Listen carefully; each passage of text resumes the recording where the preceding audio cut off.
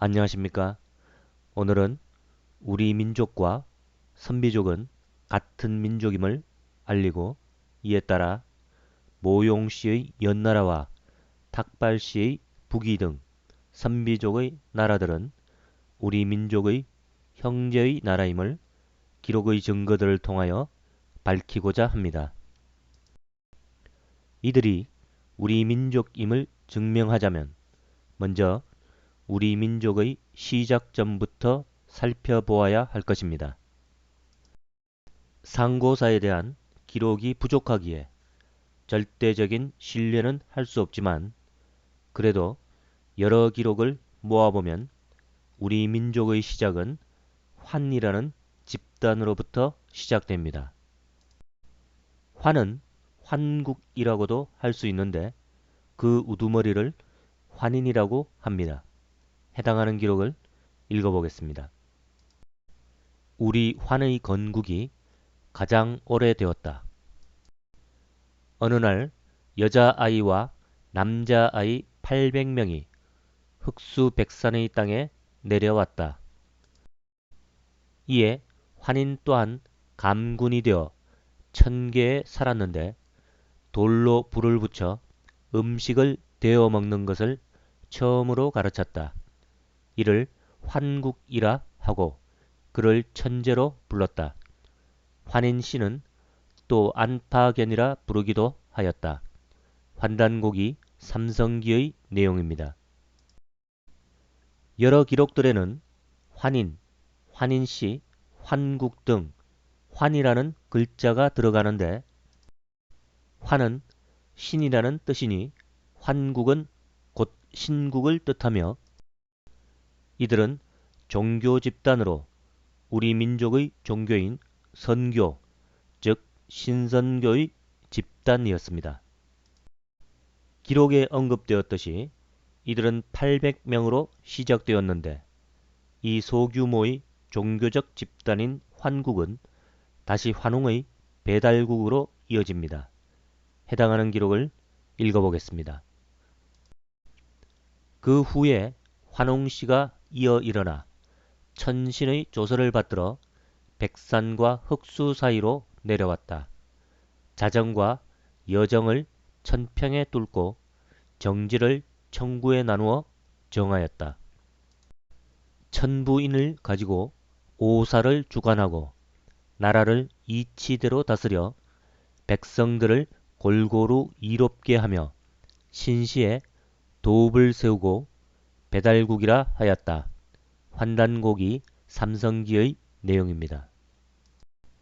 환웅의 나라인 배달국은 환단고기에서만이 아니라 삼국유사에서도 고기에 기록된 것이라 하니 그 존재에 대한 의문을 가질 필요는 없다고 하겠습니다.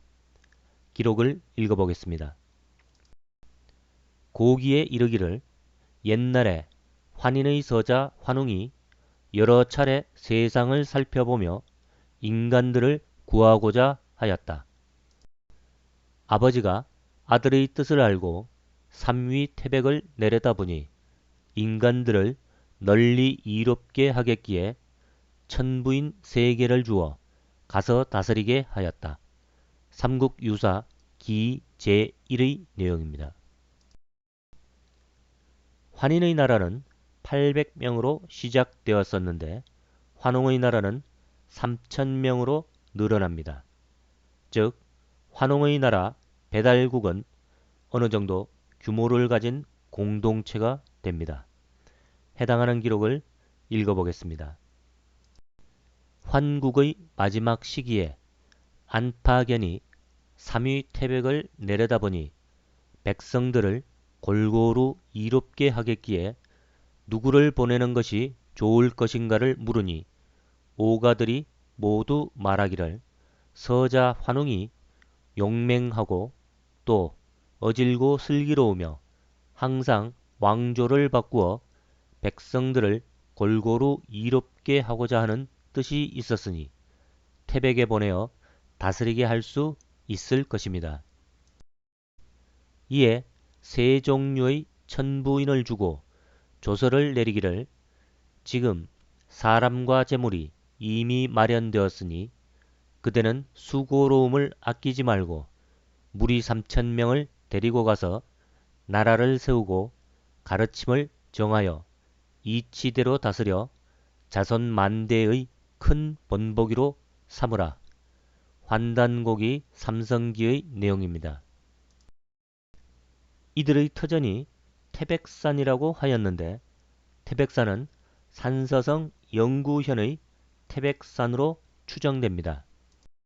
세월이 흘러 배달국은 다시 청구국과 유흥국으로 나뉘는데 청구국은 환족의 적통으로 치우천왕이 청구로 도읍을 옮기면서 시작됩니다.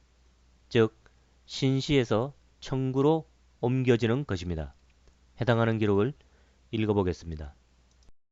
14세 자오지 환웅은 세상 사람들이 말하는 치우천왕으로 청구국으로 도읍을 옮겼다.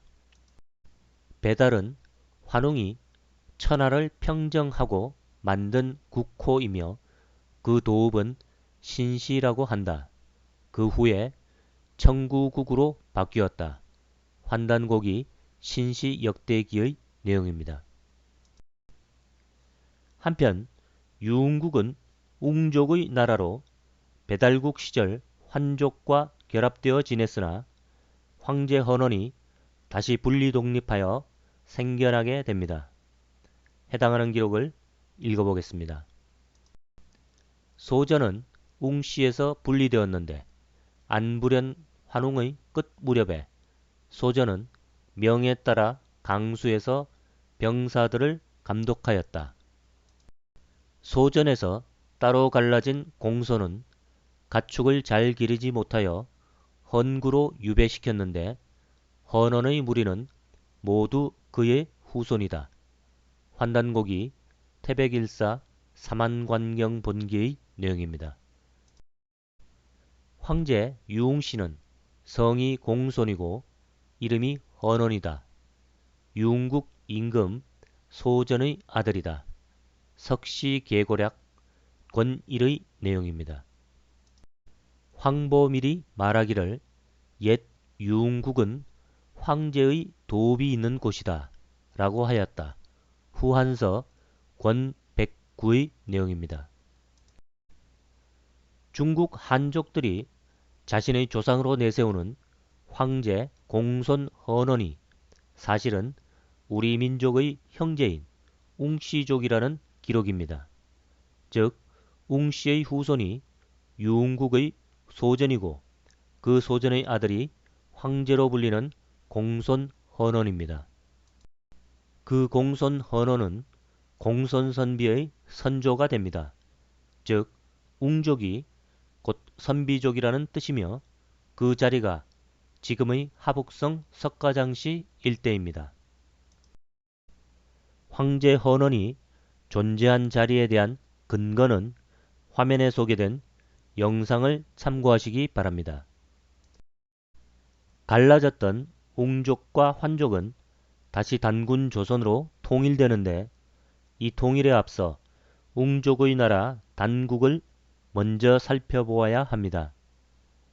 단국과 단군 조선은 구분하여 인식되어야 하며 기원전 2333년에 건국된 나라는 단군 조선이 아니라 단국이라는 사실입니다. 해당하는 기록을 읽어보겠습니다. 후에 웅려군이 천황의 신임을 받아 대대로 비서갑의 왕검이 되었다. 왕검은 속칭 대감으로 땅을 지키며 폭력을 제거하여 백성들을 돕는다. 사와라 환웅의 초기에 웅려군의 후손 여가 처음으로 단허에 봉해져 왕검이 되었다. 덕을 길러 백성들을 아끼니 영토가 점점 커졌고 각 지역의 왕검들이 박물을 바치며 귀화하는 이가 1천여 명이 되었다. 환단곡이 태백일사 사만관경 본기의 내용입니다. 우리가 흔히 단군 왕검이라고 알고 있는 단어는 단군과 왕검을 분리해서 이해하여야 합니다. 즉, 왕검은 지방을 다스리는 지방관이고 단군은 나라의 임금을 가리킵니다. 단국의 형성은 웅려군의 후손 여가 단허라는 지방의 지방관인 왕검이었는데 그가 성장하자 주변의 왕검들을 통합하였고 이어 기원전 2333년에 단국을 건국하고 단군이 되는 것입니다. 즉, 기원전 2333년은 단군 조선이 건국된 해가 아니라 웅족의 단국이 건국된 해입니다.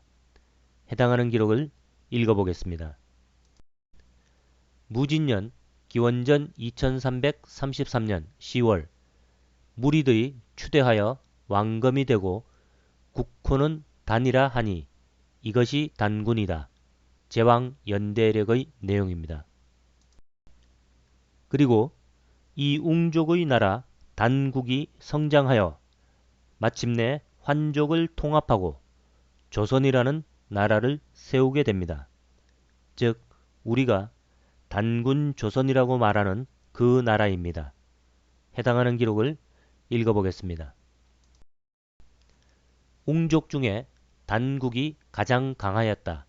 또한 왕검이 하늘에서 불암산으로 내려오자 국인들이 함께 받들어 단군으로 즉위하니 이를 단군 왕검이라고 한다. 환단곡이 태백일사 삼신오제본기의 내용입니다. 460년 후 신인 왕검이 백성들의 신망을 크게 얻어 비왕이 되었다. 섭정한 지 24년에 웅시왕이 전투에서 붕어하자 왕검은 마침내 그 자리를 대행하여 구한을 통일하고 단군 왕검이라고 하였다. 환단곡이 태백일사 사만관경 본기의 내용입니다. 경인년 기원전 2311년 평양으로 도읍을 옮기고 국호를 조선으로 바꾸었다. 제왕 연대력의 내용입니다. 단군 조선은 웅족 중심의 환족과 웅족의 통일 국가입니다. 그리고 본래 국명은 조선으로 기원전 2333년에 웅족의 국가 단국이 건국되었고 기원전 2311년에 환족과 웅족의 통일국가인 조선이 탄생한 것입니다.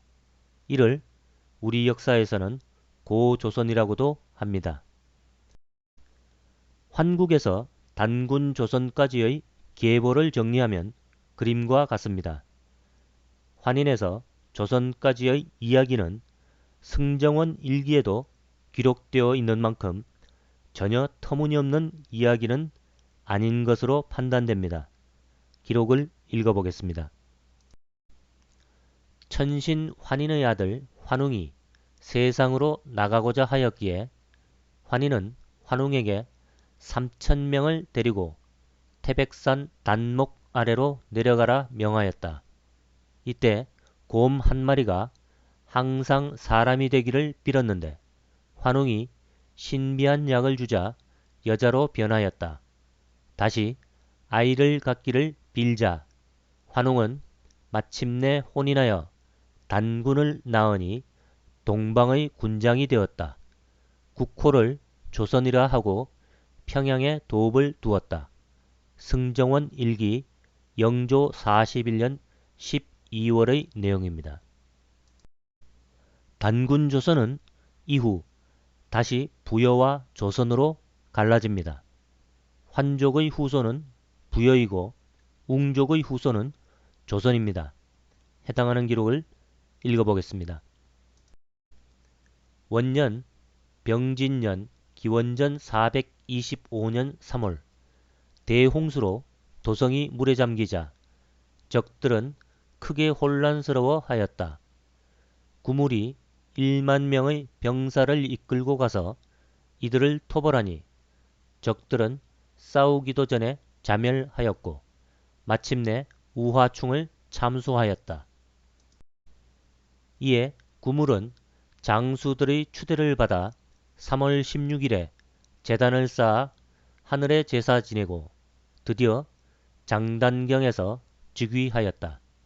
나라 이름을 대부여로 고치고 삼한을 삼조선으로 바꾸었다.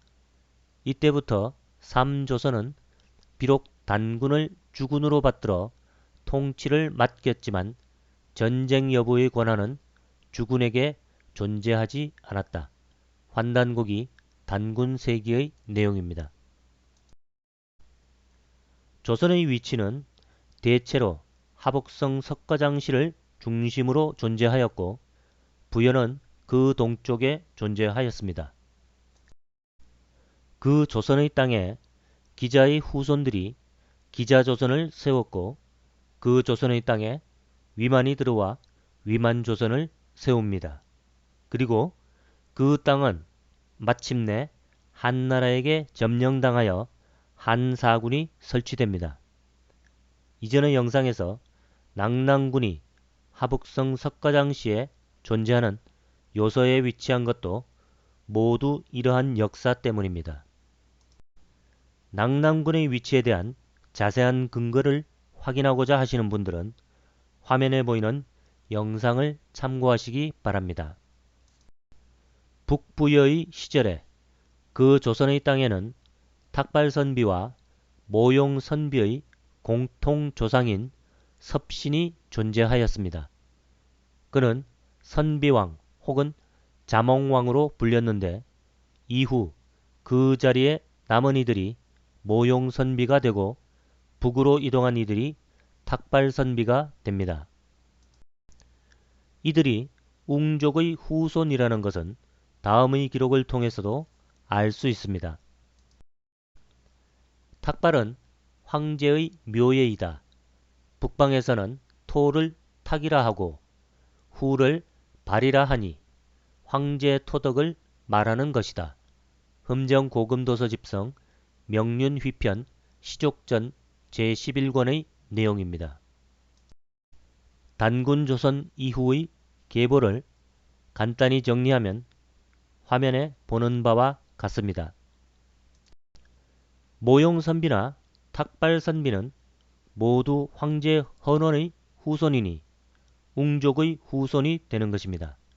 결국 모용선비나 탁발선비는 비록 환족의 적통은 아니지만 수없이 합쳐졌다 헤어진 형제이니 우리 민족에 포함되며 우리 민족의 형제라고 할 것입니다. 다시 말해 공손씨나 모용씨의 연나라나 탁발씨의 북위는 모두 우리의 형제 국가들입니다. 오늘은 여기까지 하겠습니다. 감사합니다.